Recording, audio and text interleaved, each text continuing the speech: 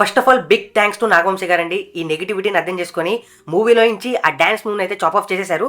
Big thank you.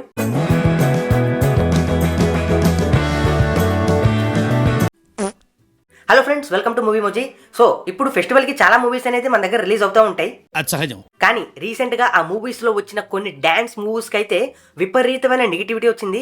ఎక్కడ దాకా వెళ్ళిందంటే ఫిల్మ్ మేకర్స్ ఆ మూవీని తీసేశారు మూవీలో నుంచి, which is a very good sign. Audience దాన్ని రిజెక్షన్ చూపిస్తున్నారు అండ్ ఫిల్మ్ మేకర్స్ దాన్ని యాక్సెప్ట్ చేస్తున్నారు. సో ఈ వీడియోలో ఇలాంటి మూవ్స్, ఈ స్టీమీ మూవ్స్ కానీ స్టీమీ సీన్స్ కానీ ఎప్పటి నుంచి వచ్చాయి, అసలు దాని రిసెప్షన్ ఎలా స్టార్ట్ అయింది అనేది డిస్కస్ చేద్దాం. ఇలాంటివంటే నాకు బాగా ఇంట్రెస్ట్. మనకి చదువు తప్ప అని ఇంట్రెస్ట్ తినా. అండ్ దీనికి లింక్ ఉన్న చిన్న సైకాలజీ ఫ్యాక్ట్ కూడా మీకు ఎక్స్ప్లెయిన్ చేస్తాను. బేసిక్ గా ఆర్ట్ ఫామ్ అంటే way of expressing your thoughts and showcasing your character. అది ఇలా స్టార్ట్ అయింది. సో మీ ఆర్ట్ ఫామ్ ఆడియన్స్ ముందుకు తీసుకెళ్ళినప్పుడు వాళ్ళు దాన్ని మంచిగా రిసీవ్ చేసుకున్నారా చెడ్డగా రిసీవ్ చేసుకున్నారా అని పక్కన పెడితే వాళ్ళ రిసెప్షన్ ని ఫీడ్బ్యాక్ ని తీసుకొని మీ ఆర్ట్ ఫామ్ ని మీరు ఎలా ఇంప్రూవ్ చేసుకున్నారనేది మనం ఒక అనాలిసిస్ చేయాలంటే హ్యూమన్ సైకాలజీ అనేది ఇంక్లూడ్ అయి ఉంటుంది. సో ఇప్పుడు cinema is an art form అండి అండ్ ఆల్సో ఏ బిజినెస్. ఈ బిజినెస్ మార్కెటింగ్ లో how to become better at communicating your art and selling it అనే కాన్సెప్ట్ కోసం సైకాలజీ అయితే డెఫినెట్లీ నీడెడ్. కరెక్టే, అర్థమైంది. అది నాకెందుకు చెప్తున్నారు? అసలు ఇదంతా ఎందుకు చెప్తున్నానంటే ఈ డాట్స్ అన్ని మనం కనెక్ట్ చేస్తూ ప్రిజనర్స్ డైలమా అని ఒక సైకాలజీ ఫ్యాక్ట్ గురించి అయితే ఖచ్చితంగా తెలుసుకోవాల్సిన అవసరం ఉంది. సో మాకు ఫ్యూ మినిట్స్ టైం ఇస్తే బోర్ కొట్టకుండా మీకు దాన్ని ఎక్స్ప్లెయిన్ చేస్తాం. ఇంట్రెస్టింగ్ గా చెప్పు. ఈ కాన్సెప్ట్ లో మెయిన్ పాయింట్ వచ్చేసి స్వార్థం అండి. ఇప్పుడు మనుషులందరిలో స్వార్థం అనేది ఉంటుంది. కొంతమందికి పీక్స్ లో ఉంటుంది, కొంతమందికి నెగ్లిజిబుల్ వాల్యూలో ఉంటుంది అనమాట.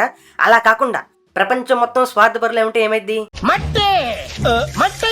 సో ఈ ప్రిజనర్స్ డైలమా కాన్సెప్ట్ లో ఫర్ ఎగ్జాంపుల్ ఇద్దరు ప్రిజనర్స్ ఉంటారండి. ఒక ప్రిజన్ లో ఒకళ్ళని ఒక రూమ్ లో ఇంటరాగేట్ చేస్తున్నారు, ఇంకొకరిని ఇంకో రూమ్ లో ఇంటరాగేట్ చేస్తున్నారు. వీళ్ళిద్దరి మీద ప్రాపర్ ప్రూఫ్స్ అయితే లేవు ఒక క్రైమ్ మీద.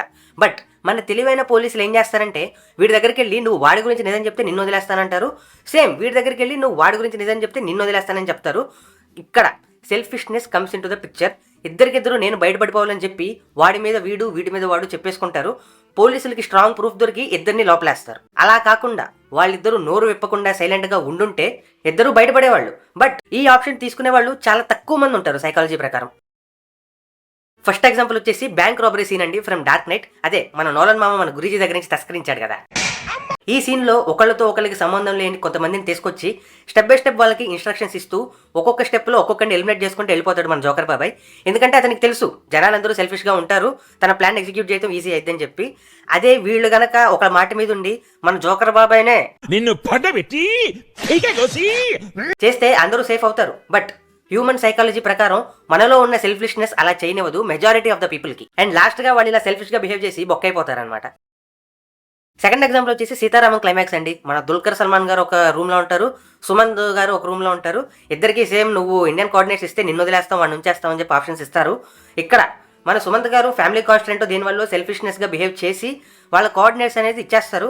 కానీ మన రామ్ వచ్చేసి వాల్యూస్ కి స్టిక్ అయ్యి నిలబడతాడు. అఫ్ కోర్స్ హీరో క్యారెక్టర్ అన్న తర్వాత అలాగే చూపించాలి. బట్ ఇలాగ మంచిగా ఉండే పీపుల్ చాలా నెగ్లిజిబుల్ వాల్యూలో ఉన్నారు బయట కూడా. So majority of the people ఇలా సుమంత్ గారు లాగే ఉన్నారు కాబట్టి నువ్వు ఎంత మంచిగా ఉన్నా కూడా బొక్కబడిపోతుందని ఒక సాడ్ కంక్లూషన్ ఇస్తుంది ఈ ఎగ్జాంపుల్ అనేది ప్రిజనర్స్ డైలమా కాన్సెప్ట్ లో. ఈ తొక్కలో ఎగ్జాంపుల్ వాళ్ళు ఏం ఒరిగిందయ్యా, మంచిగా ఉన్న బొక్కే పడుతుంది కదా అని మీరు అనొచ్చు. బట్ ఇక్కడే మీకు మెయిన్ సినారియో అర్థం కావాలి. లైక్ ఒక ఫిల్మ్ మేకర్ ఉన్నాడు అనుకోండి, అతను ఒక ప్రిజనర్, ఒక ఆడియన్ అనేవాడు ఇంకొక ప్రిజనర్ ఉన్నాడు. ఈ ఫిల్మ్ మేకర్ ఒక వల్గర్ సీన్ తీసినప్పుడు ఈ ఆడియన్ కూడా సైలెంట్ గా దాన్ని చూసేసి లైట్ తీసేసుకుంటే ఈ ఫిల్మ్ మేకర్ అవే తీస్తూ ఉంటాడు. తినకి బాగానే డబ్బులు వస్తూ ఉంటాయి, యూట్యూబ్ లో మిలియన్స్ వ్యూస్ వస్తూ ఉంటాయి, ఇతను బాగానే ఉంటాడు. కానీ ఆడియన్స్ సైడ్ లో ఎవరైనా వచ్చి ఒక రివ్యూ ఇచ్చి ఇది బాగాలేదు అని చెప్తే మాత్రం వాళ్ళ మీద స్ట్రైక్ చేసి మన సెకండ్ ఎగ్జాంపుల్లో రామ్ లాగా దెబ్బైపోతాడు అనమాట అతను. సో ఇది ఎప్పుడు చేంజ్ అవుతుందంటే జనాలు ఎక్కువ మంది రిజెక్షన్ అనేది ఫిల్మ్ మేకర్ కి తెలిసేలా చేస్తారో, like what happened in recent movies, అప్పుడు ఫిల్మ్ మేకర్స్ దగ్గర నుంచి కూడా చేంజెస్ అనేవి స్టార్ట్ అవుతాయి. మార్పు చెందిన వాడే మనిషి అనే మంచి మాటలు. సో ఈ స్టీమీ సీన్స్ అనేవి ఎప్పటి నుంచో ఉన్నాయండి, from starting era of the movies and ఇప్పటికీ ఉన్నాయి. సో ఇది ఎలాగంటే ఫిల్మ్ మేకర్స్ చాలా జానర్స్ ట్రై చేశారు చాలా రోజుల నుంచి. అండ్ ఈ పర్టికులర్ జానర్ కి ఆడియన్స్ రిసెప్షన్ ఎక్కువ ఉందని చెప్పి వాళ్ళు ఫీల్ అయ్యి అవే తీయటం మొదలు పెట్టారు. అండ్ ఆడియన్స్ కూడా ఒక టాక్సిక్ లూప్ లో ఇరుక్కుపోయారు అనమాట. వీళ్ళు ఇవే చూస్తున్నారు, వాళ్ళు అవే తీస్తున్నారు అని చెప్పి క్లాసిక్ ప్రిజనర్స్ డైలమా ఇక్కడ. ఎప్పటిదాకా అంటే దడా మూవీ అనుకుంటా అండి, అప్పుడు దీపావళి సాంగ్ అందరూ ఎంజాయ్ చేశారు, అదే అసెట్ అని చెప్పారు మూవీకి కూడా. బట్ లేటర్ ఇంకా డీజే ఏవిపిఎల్ దాకండి, ఆ తర్వాత అయితే ఇంకా వెక్స్ అయిపోయారు ఈ అన్వాంటెడ్ రొమాన్స్ వల్ల. ప్రతి యాక్టర్ అండ్ ప్రతి యాక్ట్రెస్ కన్సెంట్ తోనే చేస్తారండి regarding their age gap, and we don't have any problem with that in case that romance involves and includes in the film plot. కానీ హీరోకి మాస్ చూపించాలి, ఆడియన్స్ని అట్రాక్ట్ చేయాలి, హీరో రొమాన్స్ చూపించాలి, footfall skin show ఉంటే hype పెరిగిద్దని పెడితే మాత్రమే అది చాలా ఇదిగా ఉంటుంది అనమాట, బాగా అన్కంఫర్టబుల్గా ఉంటుంది. మీకు ఎగ్జాంపుల్ వచ్చేసి లాస్ట్లో శేఖర్ మాస్టర్ గారిది చూడండి, ఆయనకి ఎంత బ్యాక్లాష్ వచ్చింది మిస్టర్ బచ్చన్కి. బట్ స్టిల్ డాకు మహారాజులో ఇంకా ఒక స్టెప్ ఎక్కి ఇంకొంచెం కొరియోగ్రఫీ చేసి ఆ మేకింగ్ వీడియోలో వాళ్ళు ఏదో తెగ ఫీల్ అయిపోతున్నారు. లైక్ ఒక 60 years ఓల్డ్ మ్యాన్ ఒక 25-28 years ఉన్న హీరోయిన్ మీద అలా యాస్ ప్యాంక్ చేస్తే అది చూసి వీళ్ళకి ఏమంత ఎంజాయ్మెంట్ వస్తుందో నాకైతే అర్థం కావట్లేదు. ఇదైతే డెఫినెట్లీ మాస్ కాదు. ఇప్పుడు కొందరు వచ్చి ఏరా సూడో ఇంటలెక్చువల్, నీకు ఇంటర్స్టెల్లార్ అయితే పెద్ద తోప, మన తెలుగు కమర్షియల్ సినిమా వచ్చేసి లో క్లాస్ అయినా అని అంటారు. But that is never our opinion అండి. We have huge respect for our Telugu commercial movies. మనం తీసినట్టు ఎవరు తీయలేరు కమర్షియల్ ఫిలిం. కానీ ఇలాగా హాలీవుడ్లో కూడా చాలా షిట్ ఉంటుంది, వాళ్ళు న్యూడ్ సీన్స్ ఉంటాయి ఇంకా డైరెక్ట్గా. బట్ అది ఒక ప్లాట్ వైజ్లో వెళ్ళిపోతే ఎవరికి ప్రాబ్లం ఉండదండి. సేమ్ ఇక్కడ కూడా చాలా మూవీస్లో మన దగ్గర రొమాన్స్ ఉంటుంది, అది ప్లాట్ వైజ్లో వెళ్ళిపోతే ఎవరేం పట్టించుకోరు.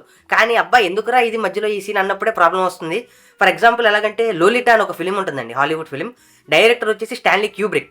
మూవీ చాలా డిస్టర్బింగ్గా ఉంటుంది క్లైమాక్స్కి వచ్చేసి.